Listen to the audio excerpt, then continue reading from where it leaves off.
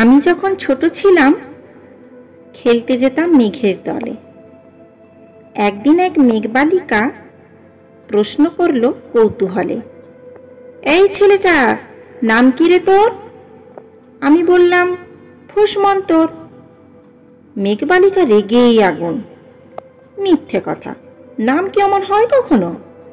আমি বললাম, নিশ্চয় হয়, আগে আমার গল্প শোনো। সে বলল, শুনবো না যা, সেই তো রানী, সেই তো রাজা, সেই তো একই ঢাল তলোয়ার, সেই তো একই রাজার কুমার পক্ষী রাজে, শুনবো না আর, ওসব বাজে। আমি বললাম, তোমার জন্য নতুন করে লিখবো তবে। সে বলল, সত্যি লিখবি?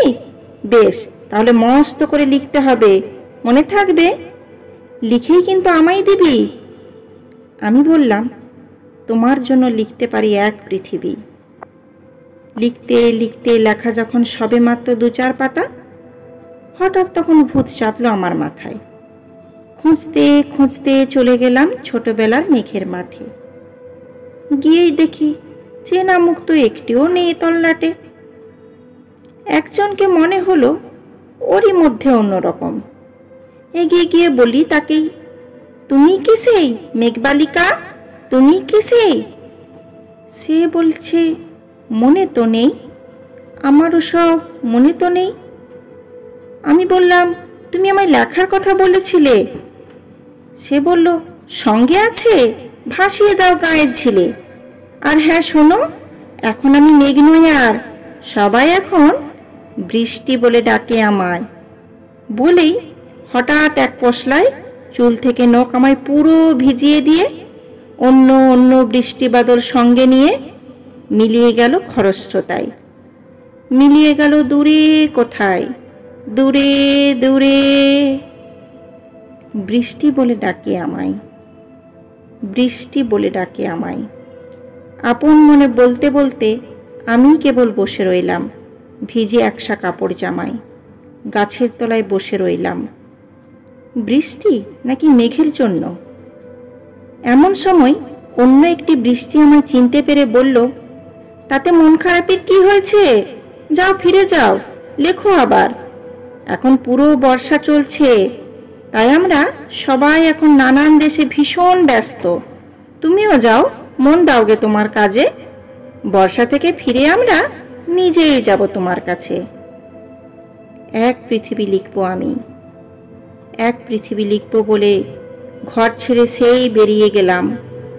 ঘর ছেড়ে সেই ঘর বাঁধলাম গহন বনে, সঙ্গী শুধু কাগজ কলম।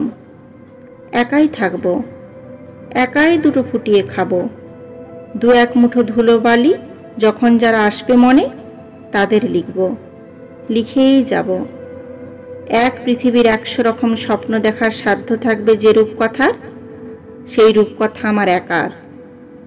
ঘাড় গুঁজে দিন লিখতে লিখতে, ঘাড় গুঁজে রাত লিখতে লিখতে, মুছেছে দিন, মুছেছে রাত। যখন আমার লেখবার হাত অসাড় হলো, মনে পড়ল সাল কি তারিখ, বছর কি মাস, সেসব হিসেব আর ধরিনি। লেখার দিকে তাকিয়ে দেখি এক পৃথিবী লিখব বলে একটা খাতাও শেষ করিনি। সঙ্গে সঙ্গে ঝমঝমিয়ে বৃষ্টি এলো খাতার উপর, আজীবনে লেখার উপর। বৃষ্টি এলো এই অরণ্যে, বাইরে তখন গাছের নিচে নাচছে ময়ূর আনন্দিত। এগাছ ওগাছ উড়ছে পাখি, বলছে পাখি, এই অরণ্যে কবির জন্য আমরা থাকি। বলছে ওরা, কবির জন্য আমরা কোথাও, আমরা কোথাও, আমরা কোথাও হার মানিনি।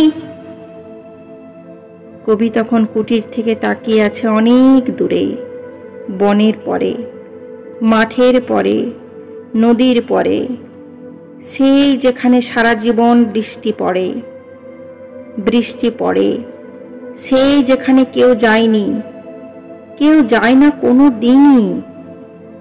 আজ সে কবি দেখতে পাচ্ছে সেই দেশে সেই ঝর্ণা তলায় এদিক ওদিক ছুটে বেড়ায় সোনায় মোড়া মেঘ হরিণী, কিশোর বেলার সেই হরিণী।